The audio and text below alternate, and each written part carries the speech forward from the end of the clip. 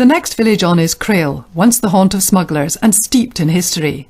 The town was exporting fish to Europe as far back as the 9th century. King Robert the Bruce granted a royal charter in 1310. A large blue stone in the churchyard, legend says, was thrown by the devil from the Isle of May, narrowly missing the church. There's also a mort house that was used to deter body snatchers. Interestingly, a local curfew is still celebrated, with the town bell ringing at 10 p.m. each evening. This charming little village was the location for one of the few Hollywood movies made about football, or soccer as the Americans call it. The year 2000 saw Crail being transformed into Kilknocky as the local team, Kilknocky FC, against all odds, win the cup.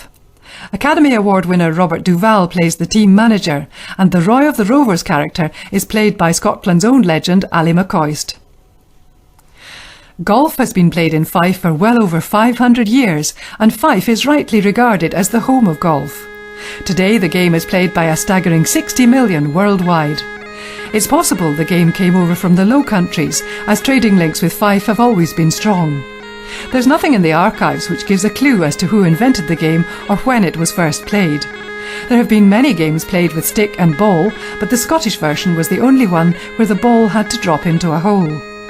The game could only be played where the grass is naturally short, so the links found on the Fife coast, with poor soil, wind exposure and rabbits, all combined to create the ideal conditions.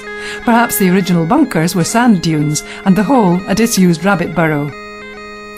One such natural example is to be found at Fife Ness, a few miles out of town.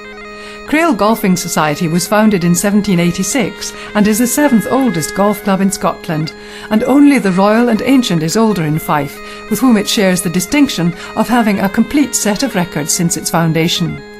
It's clear golf had been played here for many years before. The first meeting was held in the Golf Inn, the landlord, Daniel Connolly, being one of the 11 founding members, the inn existing prior to the formation with its now often copied name. Tom Morris Sr. designed the Balcomie links for the Crail Golfing Society in 1895. At that time he was 74 years old and charged £1 a day plus expenses. He had originally worked for Alan Robertson, maker of feathery balls and celebrated golfer of St Andrews, and was later appointed Keeper of the Greens at Prestwick. Under his tenure, the inaugural Open Championship was played in 1860. 4 years later, he returned to St Andrews as professional golfer, and with the aid of 2 labourers, a wheelbarrow and a few basic tools, revamped the old course. The layout of courses in those days was much influenced by the need to follow existing terrain due to the limitations of manpower and equipment. The existing lay of the land was therefore crucial. Balcomie Links was an ideal site for development by Tom Sr. On the 3rd of July 1895, watched by several hundred spectators, Professor Sheen, descendant of one of the founders, struck the first ball, and Old Tom struck the second, and the course was open. The Second World War saw the course mined, trenched and covered with pillboxes and barbed wire against the threat of invasion. Sochop Links, once part of the Crail Golfing Society, was also under military occupation and is today a caravan site. Alex Hurd, Open champion in 1902, played much of his golf there in the 1880s while working as a plasterer in Crail. Land adjoining Balcomie was acquired in 1990, and 8 years later Craighead Links was opened, designed by Gil Hans, an American who has a wealth of knowledge and has combined some of the best aspects of this country's classic links at Craighead.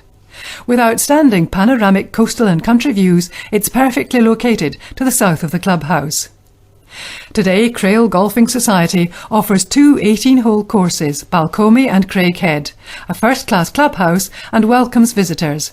Non-golfers have their own car park and can enjoy walks across the links.